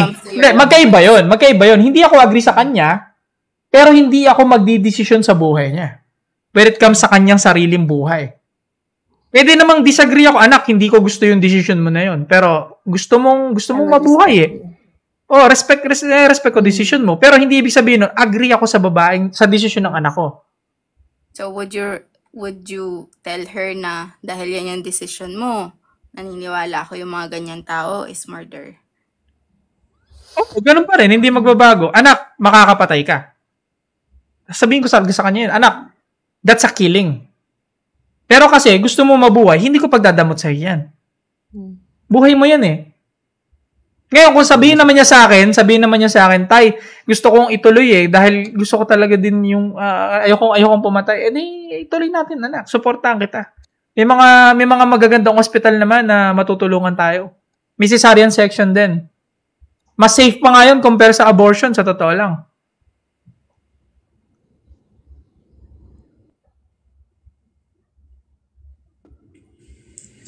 Ano? Halos same lang din ako ng tulad guys. Agree naman. Kasi Agree naman ako dito sinabi ni Ri. Sabi ni wait, sagutin yung sabi ni Astrea. Asan po yung logic? Andun yung logic ah. Kasi bakit ako magdidesisyon kung sino yung papatayin? Yung anak ko may isip na siya. 16 na, di ba? 16 na yung babae, right? So may isip na siya. Andun ako as a father na anak, ito yung magagawa mo, that's a killing. But if you wanted to live, agree din ako sa'yo. At support pa rin ako sa'yo as a father. Kasi bilang father, dapat support ka lagi sa anak mo eh. Especially kung mga ganyang bagay na life and death. Kasi ang mahirap dyan is gusto niyang mabuhay, Tapos pinakialaman ko yung buhay niyang, alam mo, pinakialaman ko yung decision niya, di ba? Life and death decision yun eh, di ba?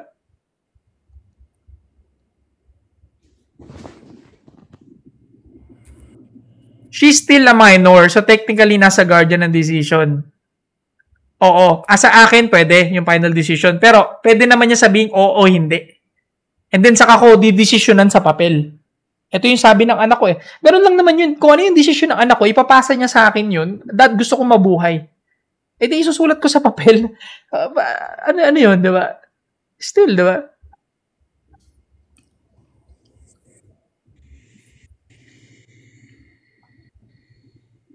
But, kung ang case naman is kaya niyang dalhin yung bata,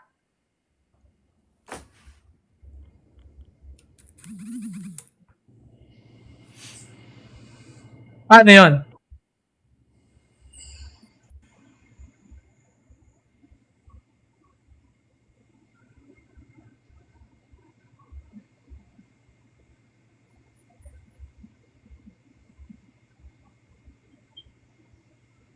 Hello, nandiyan pa ba kayo?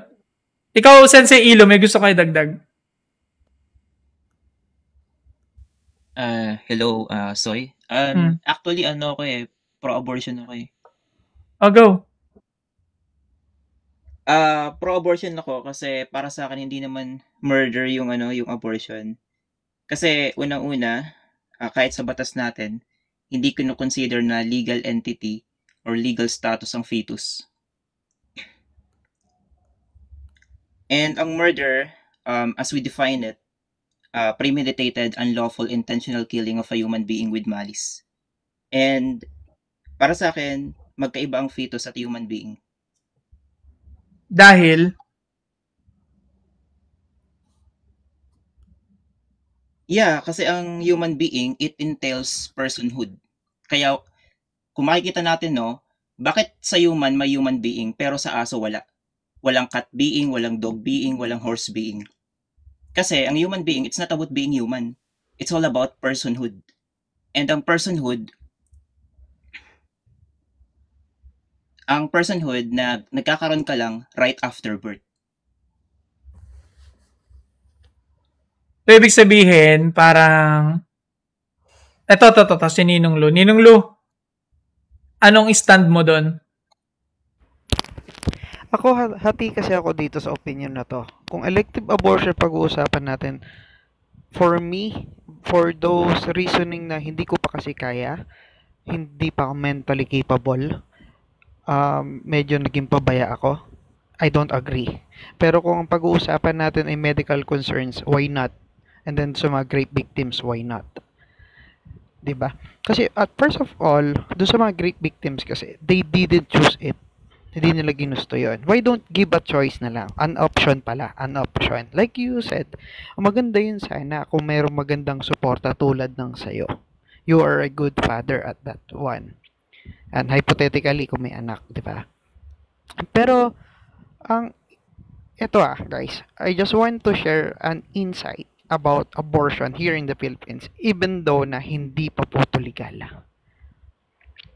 Every year, estimated by University of the Philippines, 1.1 million every year. 1.1 million is availing illegal abortion. And then Pinsan, yan, isang organisasyon which is nagsusulong ng maging legal ang abortion para sa mga kababaihan. This study is umano siya noong 2020. 1,260,000 and 1,260,000 ang nag-avail ng abortion that time. Kaso nga lang, ang malungkot lang nun, 40% ng nag-avail ng abortion before is nasa ganong reasoning nga, which is hindi ko pa kaya, I'm not financially stable, and then mga reasoning na hindi katanggap-tanggap para sa atin. So basically, wait, sorry for cutting you off. So, ibig sabihin, Ninong Lou, based on statistics, mas malaki yung mga nagpapa-abort na hindi lang nila kaya financially, hindi dahil naabuso sila ng lalaki or na sex, na SA. Yes. Tama. 6% lang. 6% lang ang mga rape victims dito. Yun nga lang. Kasi mababa na yung rape victim, at the same time, mababa rin naman yung chance na mabuntis yung yung babae, kaya mababa lang din yung bilang ng numero nila. Tama? Ayan. Yes. Pero mas marami yung bilang na mahihirap sa Pilipinas na unwanted pregnancy, di ba? Yeah, mas marami ang unwanted pregnancy or yung nagiging pabaya. Kaya mukhang mahirap itong ma-illegal o maging legal dahil sa mga gantong reasoning. Yan. So, ang pinag-uusapan lang pala namin ni Miri kanina is super duper duper minority. Pero alam ko, hindi dapat baliwalain kasi syempre, tao pa rin yung mga yon. Pero parang mas malaki nga, tama nga ako, at the same time, mas malaki yung magiging damage pa rin nito sa Pilipinas, I think. Tataas ang population. Pero pansinin nyo lang itong abortion kasi, it's a medical concern dapat. Bakit hindi natin ibigay dun sa mga taong which is mga rape victims or dun sa mga taong naabuso? Why don't we give it na lang sa kanila kahit papano? Kasi mayroon naman magiging proseso to or due process to, I think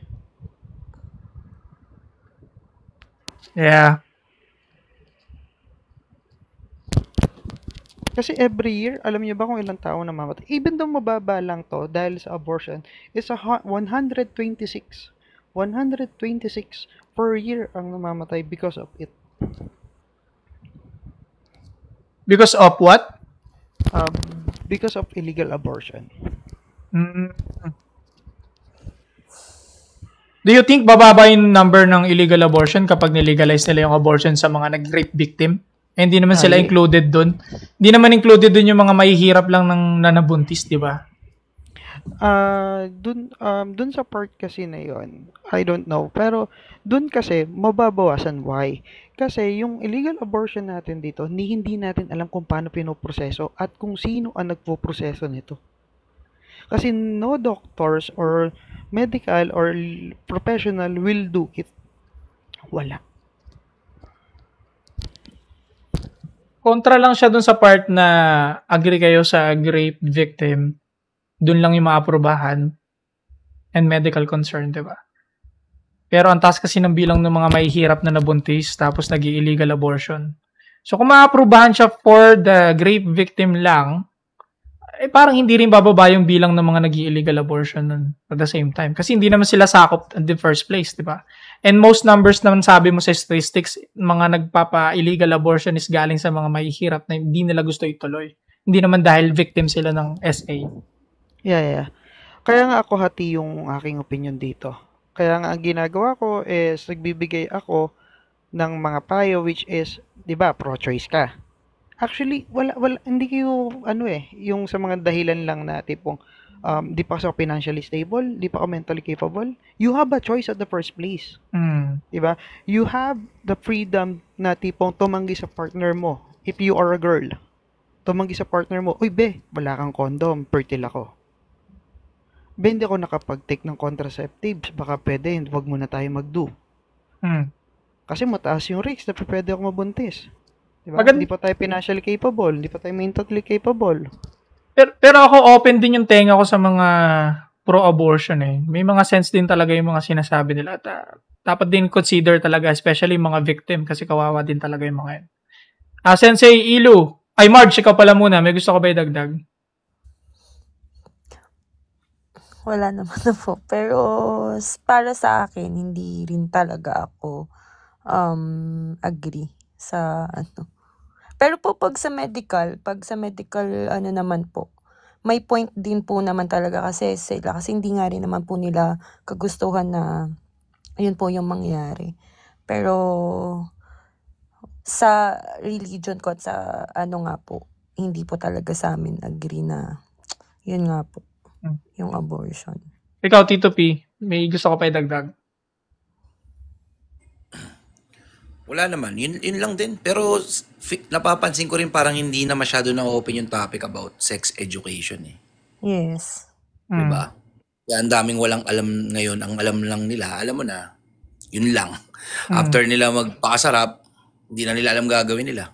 Kundi ganun na lang ang gagawin nila. I agree. Sa akin, ang pinaka pumipigil lang talaga sa akin dito, yung Pilipinas kasi para sa akin naniniwala talaga akong hindi pa ready talaga. Kasi sa Japan, legal eh, 'di ba? Pero nagagawa naman nila na maayos. Hindi palpak, hindi gaya dito sa atin. Tingin ko papalpak talaga, malaki chance eh. Hindi pa ready ang Pilipinas eh. Ikaw, Sensei, ano masasabi mo doon? May gusto ko ba idagdag? Sa mga sinabi ni Ninong Lu? Point mo, no? Point taken yun kasi alam naman natin na highly religious yung country natin. Christian-dominated country yung Pilipinas. And karamihan sa mga nasa Senado, nasa Kongreso, is talagang religious. 'Di ba? So, may prejudice na agad. So, kaya hindi talaga mahirap talagang ipasa yung mga abortion, divorce, etc. I agree. Pero, ko lang po. Go. Ay, sorry. Hindi po, alam niyo kung bakit din mahirap maipasa ang abortion? By our constitution. Yan. Sa law rin po natin, na merong karapatan mabuhay ang sanggol kung ito sinapupunan na.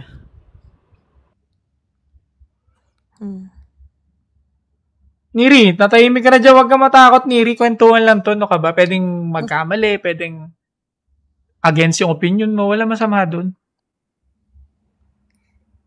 Wala na akong maidadagdag. Hindi naman to debate. Kwentuhan lang to.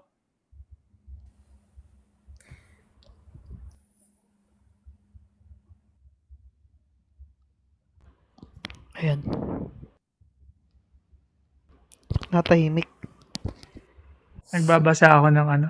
Sabi dito ni Rin, dadami daw HIV pag na-legal yan. Totoo ba? Misleading naman yun. Misleading naman information na yun. Diyos ko, ang layo naman nun. Siguro sa LGBT man na pa. Pagka dumami lalo. Yun, numbers don't lie. Possible.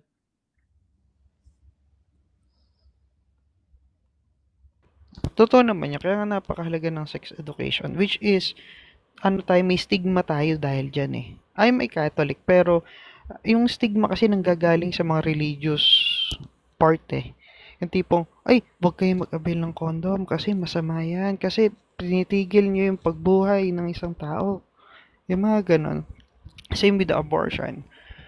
Ayan. Kaya napakahirap. Dun sa stigma kasi na kung hindi mawawala yan, malabo lahat sa atin. Maging maayos. Kaya nga. Huling-huli pa talaga Pilipinas talaga, no? Sa lahat. Masyado pa tayong malayo pa talaga. Now, let's talk about, ano sabi dito? Abortion is not a murder like what Sensei Ilo's take. Sabi ni Tuldok.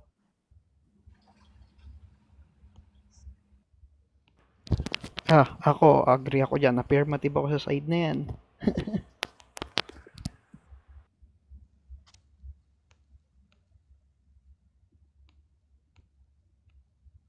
Possible dumami HIV case niyan dahil aasa na lang sila sa abortion as a contraceptives. Tingin nyo? Actually, I don't agree sa ganong mindset eh. First of all, why? Tawag dito. Nawala ito na yung thought process ko. Sorry. Nantok na.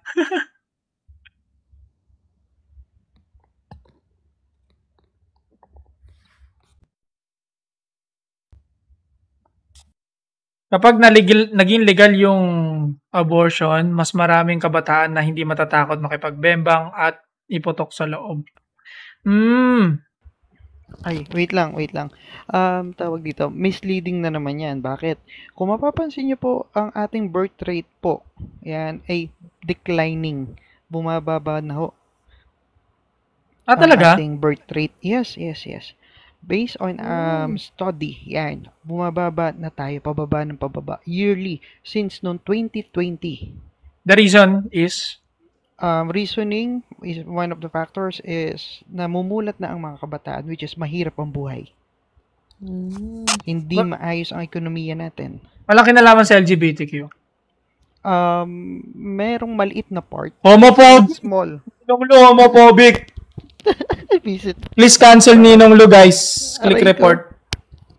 So, merong maliit na part. Maliit lang ha. Hindi ko sinabing maliit na part. Which Oh, is... dinidiin niyo maliit! Aray ko. Para hindi homo. Ayan. Pero, kasi dumadami yung community natin actually. Yeah. So, ano Against ka ba sa LGBTQ? Bakit ka galit sa bakla? Ninong Lu. Ay, hindi ako. No. Hindi ako galit.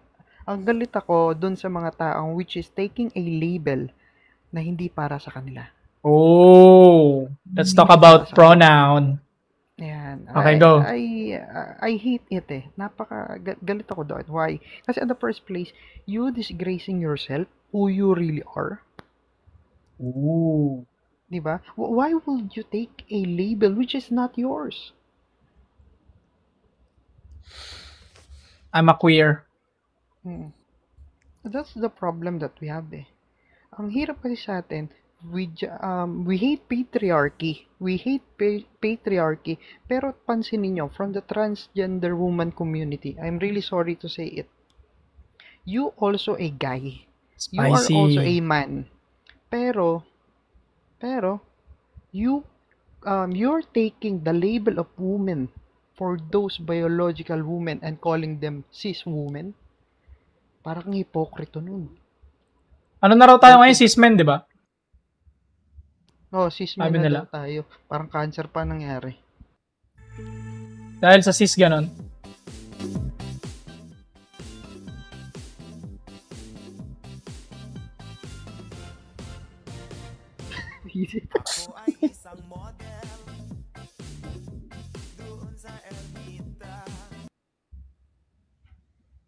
So, disagree ka sa mga pronoun BS na mga yan? Hindi naman sa pronoun. Kasi actually, yung pronoun, malit na bagay yan eh. Doon tayo sa gendering. That's the big deal kasi talaga. Pronouns is a small thing eh. It's a small thing. Gendering is the big problem that we have. Madabi daw kasi yung bakla, kaya daw tayo binabaha. Totoo ba yun? Aray ka. Sabi ni Kibbs. Ako, ang stand ko dyan, medyo magulo na kasi sila ngayon eh. Medyo nagiging aggressive sila. Tignan nyo yung mga tomboy, tahimik lang. Lumalabas yung mga testosterone ng mga bakla eh. Tapos dinideny nila na babae sila.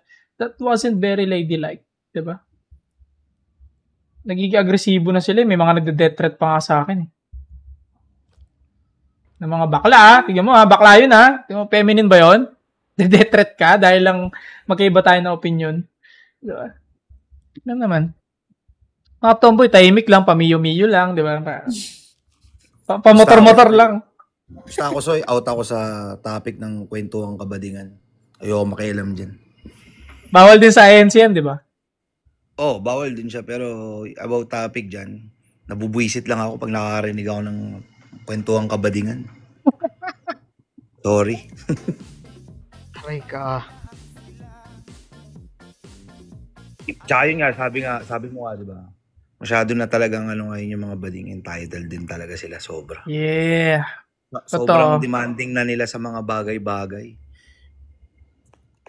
Binigyan na nga sila ng month ng di ba? Pride month eh. Yung mga tomboy talaga tahimik lang. Pamiyo-miyo lang talaga sila. Pamiyo gear lang sila. Pamiyo-miyo sporty lang sila doon. Yan lang. Oy, ano ka ba? Nag-level up na sila. NMAX na sila ngayon. Oo nga. Pa-NMAX na block na lang sila, no? NMAX or PCX na yung mga yan. PCX. Pa-jetski lang ng PCX. Grabe tayo, imiklo yung mga tomboy. Buti pa yung mga tomboy, chill lang eh. Galit lang naman ako dun sa mga ibang tombits, yung talagang feeling lalaki talaga. Oo. Hindi, ang tombits kasi, maangas lang sila na outside, medyo aggressive lang sila minsan. Pero pagka pinrest mo talaga sila ng todong, yung talagang, yung ginanon mo, hindi rin naman. Parang, hindi, tol, ganun din naman. Kasi may ginanon akong tomboy dati nung college. Pero marami rin klaseng tomboy, di ba? Parang sa bading din, di ba? Di ba sa bading may guding, di ba? Tulad nga sinasabi may guding. Sa tomboy, parang may ganun din feeling ko, may gano'n din eh. Paano ba sabihin yun pag sa tomboy? Masasamang ugali, ganun. Oo, parang kasi tao pa rin naman yun. May time na bad trip siguro sila, di maganda araw nila, di ba? Ang dami natin dito, tapos pinag-uusapan natin tomboy. Aray ka. Diyos ko, kawawa naman nanay. Yung project mo, Tito, pinakaganon pala muscle, tapos pag-uusapan lang natin tomboy.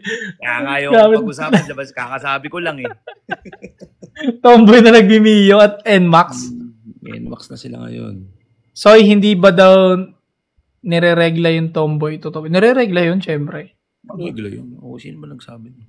Pero pa ako nakita talagang tomboy na bumili ng Whisper sa tindahan. Ito real talk to Sa tagal ko nabubuhay sa Pilipinas, never pa ako nakasabay na bumili ako sa tindahan ng sumasabay siya tapos bibiling Whisper. Wala no?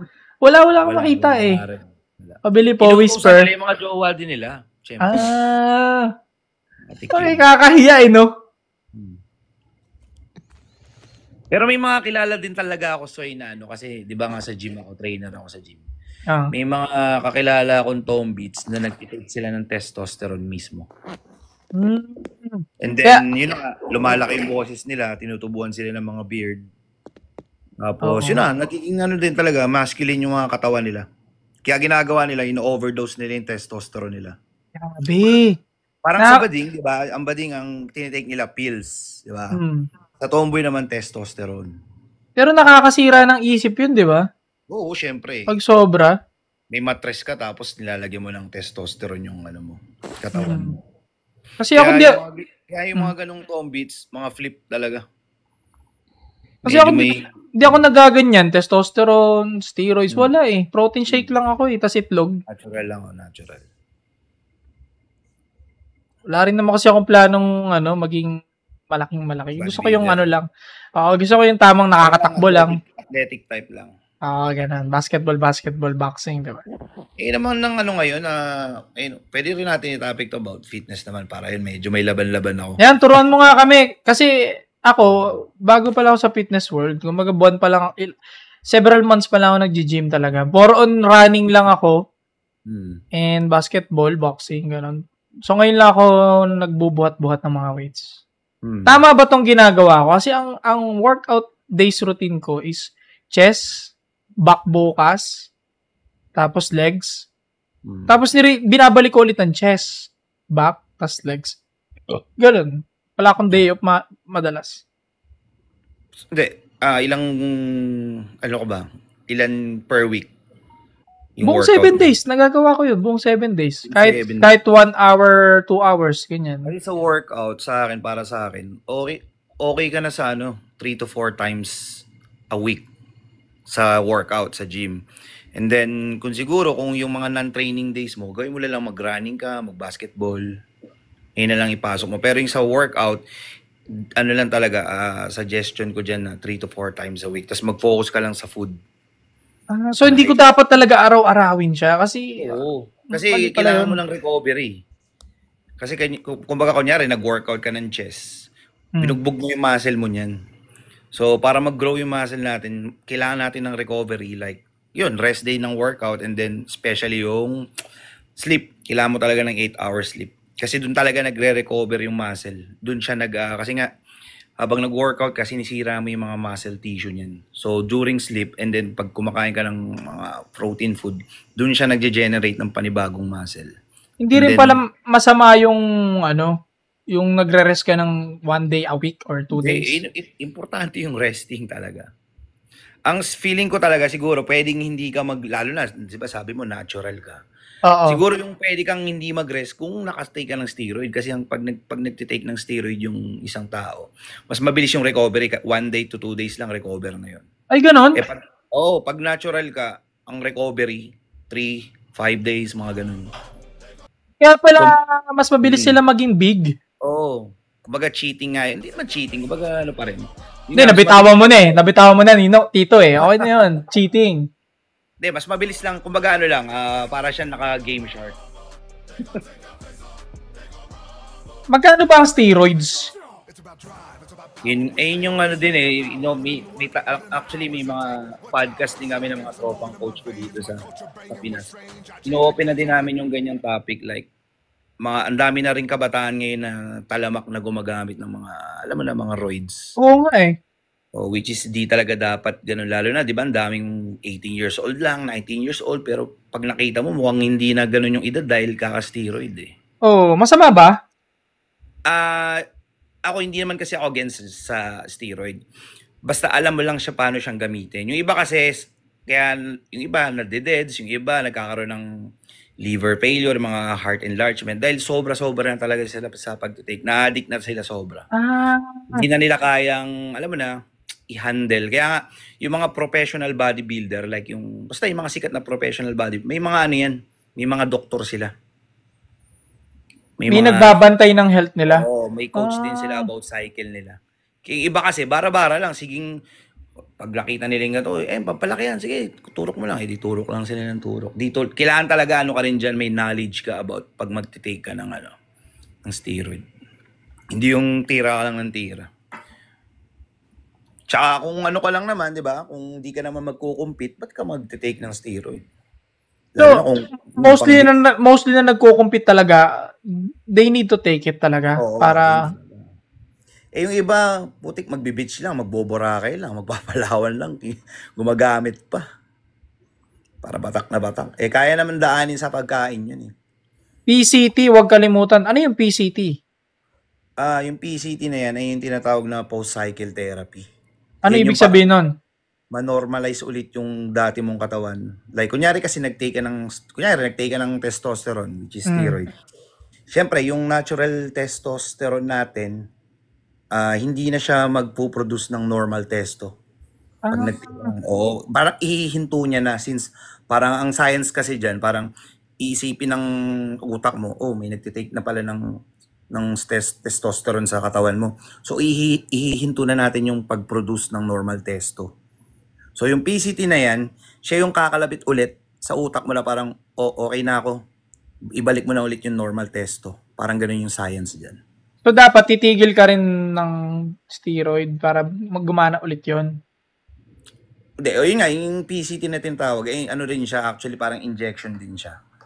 Para i-normalize ulit yung dati mong normal testo sa katawan. Ito may tanong si Kaizen, anong mga signs daw kapag mataas ang testosterone mo? Taas ng sex drive mo. Ay, ganon? Kumbaga, lagi ka tinatayuan. Talagang UP Diliman lagi yung manoy mo. Yung statue ng UP. Ganun lang. Bukod doon, ano pa? Ayun, madami kasing benefits din eh. Yun nga, lalakas kang bumuhat. Tataas yung endurance mo, stamina mo, kasi lalakas. Kumbaga magiging kumbaga sa Dota para kang nakapulot ng double damage eh. Nakadidi ka. Nakadidi ka, pre. Meron pang isang sinabi sa akin na kasi ako ang hilig ko tumakbo, di ba? Hilig mag-jogging, mag-basketball. Halos a week, parang 3 to 4 times ako nagba-basketball, pailaw, babad din talagang takbuhan. Hindi daw ako mag-gain pagka takbo ko ng takbo at nagba-basketball. Totoo ba yun? Para sa akin, since ang tagal ko na rin kasi sa fitness, siguro magkakaroon ka ng tinatawag na muscle loss if hindi on point yung kinakain mo. Like, ewan ko kung nagtatraka ba ng food, kung hindi naman, basta on point yung kinakain mo, hindi ka naman mag-muscle waste doon. Basta taasan mo lang yung protein intake mo everyday. So, expected na nasusunog talaga ang protein ko pag tumatakbo. Basta kada galaw natin, pre, nag-burn tayo ng calories. So, the best na gawin mo para safe. After mo mag-basketball, kumain ka. Yung tinatawag dito, post-workout meal or whey protein after mo mag-basketball. Bawiin ko kagad sa protina. Ano the best time mag-protein? Bago mag-workout or after mag-workout? After. Kasi pag nag-workout ka, bumubuka yung muscle natin yan. Kasi nga, di ba, pinapump natin. So, after natin mag-workout, ano yan parang naka-open siya na parang nag-aantay ng protein na ipapasok mo sa muscle mo. So, yun yung the best na pag-take ng mga whey protein shake, mga chicken, basta mga high protein meals. I see. So, totoo pala yun. Kaya pala hindi ako lumalapad sobra dahil kakatakbo ko ng kakatakbo. Mas lalo kang ninipis pag kunyari after mo ng basketball, wala, uminom ka lang ng tubig, wala kang kinain. Ano lang naman ako, stay lang ako sa 78 kilo. Yung mga tao din kasi ngayon, iniisip nila pag exercise, gym agad eh. Ang dami-daming activity, di ba? Totoo. Ginagawa mo, basketball, pwedeng mag-tennis, dami-daming hobby na pwedeng gawin nila para maging active sila. Kasi ngayon, ang dami na rin talagang nagkakasakit dahil nga hindi sila aware sa pag-exercise. Ngayon napaka-importante na ng, 'di ba, sabi nga nila, health is wealth. Kumbaga, ay ang number 1 na investment natin yung health natin. Kasi like since personal trainer ako, lagi ko sinasabi sa mga clients ko, kailangan nyo magpalakas ng katawan kasi paano kayo makakapagtrabaho? Diba kung mahina kayo? Diba kung lalampa-lampa kayo? Paano kayo makakapagtrabaho everyday? Lalo na kung hard work talaga yung tinatrabaho nyo, diba? Totoo. Even kahit sa mga office boy, yung mga sa bahay lang, yung mga call center, or yung basta pang mga work from home, kailangan pa rin nila. Kasi nga, pag mga ganun naman ng trabaho, pumapangit naman yung posture mo. Nagiging kuba ka. O kasi lagi tayo nakaupo, di ba? Oo, nakatenga ka lang sa PC. Kaya dapat doon, sabi nga nila, galaw-galaw, baka ma-stroke eh. Sabi ni Ninong Lou, bossing tumakbo sa maling tao. Goods ba na exercise yun? Ayun ang pinakamaling exercise.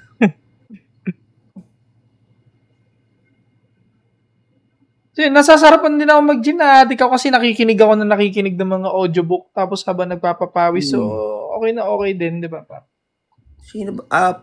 Ako, pinaka-suggestion ko na ang dami na kasi dito sa TikTok na mga fitness influencer, di ba?